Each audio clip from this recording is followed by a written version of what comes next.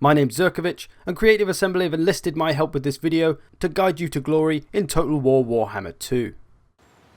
There are two routes to victory as the High Elves. You can either complete all of the rituals and look to take control of the Great Vortex, or eliminate certain enemy factions and maintain control of 50 provinces. If you decide protecting the Great Vortex is of the utmost importance, then you'll need to complete a series of rituals in order to control it, while at the same time stopping enemy factions from doing the same thing. If you'd rather dominate the lands, there are plenty of settlements and suitable climates for you to inhabit. However, there are many in uninhabitable climates for the High Elves, which will give you many penalties should you decide to settle there.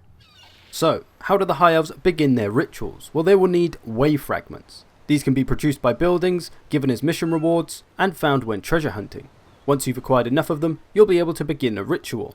It'll take many turns to complete and factions will be trying to stop you along the way, but you repeat this process until you reach the final ritual.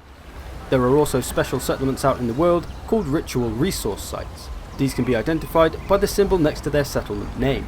They'll allow you to construct a building that will produce wave fragments per turn. Very useful for helping you reach your ritual faster, so keep an eye out for them and look to take control of them. If a rival faction begins a ritual, you may want to try and stop them. This can be done in the form of interventions. You'll spend money to send an AI controlled army to attack one of the settlements of the ritual. The more money you spend, the stronger the army will be, increasing the chance of delaying the enemy's ritual. The High Elves also have access to their own powerful rights. These grant strong bonuses and unique abilities, such as increasing your influence per turn and buffing your public order. Very useful for managing your people and controlling relationships in the land. Most rights cost money, only last so many turns, and have a cooldown as well. So don't be too hasty with them and make sure you can get the most out of your chosen right. The High Elves' technology trees are fairly self-explanatory. There are military, trade, and cultural advancement trees. The military trees of course will mainly serve to make your army stronger, while the trade and cultural will help improve your economy. Some research is locked until you've constructed the appropriate buildings.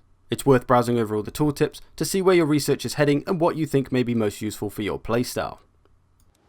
The High Elves have a unique resource at their disposal in the form of influence. It's gained through missions, quests, and rights amongst other things, and will allow you to acquire some of the strongest lords in the land, and lets you be the one to pull the powerful political strings of your allies and enemies.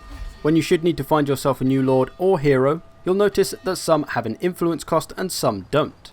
You'll notice that some characters cost more influence than others. This is because they start with better traits. You can get characters that cost no influence, but chances are they'll have a negative trait attached to them. So if you're planning on recruiting a new lord, you may want to save a bit of influence first. It can also be spent at the intrigue of the court to manipulate faction relations. So at the moment, I'm at war with Safari and I'd like some help with that. One of my allies, Illyrian, isn't too friendly with them either as their relationship is deteriorating. So I'm going to spend some of my influence to decrease their relations even further by quite a considerable amount, and this will hopefully lead them to war, giving Safari another enemy other than me to worry about. So if you need to find an ally or create some mutual enemies, influence is a very powerful resource. And if that wasn't devious enough for you, the High Elves also have trade espionage. So you can see I have a trade agreement with Illyrian here, which is going to allow me to be able to see all their territory. A great tactical advantage to be able to see any threats coming your way, or any opportunities from, say, unattended settlements. So look for those trade agreements if you want a better vision of the land. So what buildings do we need for a strong High Elf army? Well, the militia camp is a good place to start, as it gives you access to your spearmen and archers, core units of the High Elves army. Or if you'd rather take advantage of the High Elves' magical prowess, the archive can train your wizards up. If it's infantry killing power you're after though, the Grove may be a better call as it gives you access to the White Lions of Trace. However, all these units pale in comparison if you want the true strength of the High Elf army, which can not only be found in the Dragon's Lair, but also the Temple of Asoyon, giving you access to all your dragons and phoenixes, the most majestic and powerful units on the High Elf roster.